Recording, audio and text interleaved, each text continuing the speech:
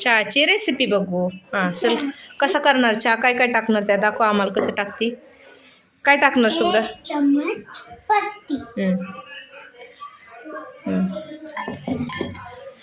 आता काय टाकणार? 2 चम्मच साखर. छान होतं का चहा? वाव, छान छान. अजून 1 चमचा टाक साखर. हुशार आहे आमची शुभ्रा.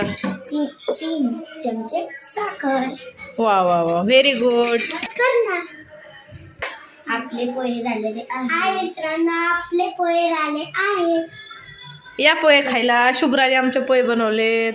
पटापट या. कोणाकोणाला आवडतात पोहे? इथं शुभ्रा बसली, इथं स्वरा बसली आणि आमचा चहा उबलतोय.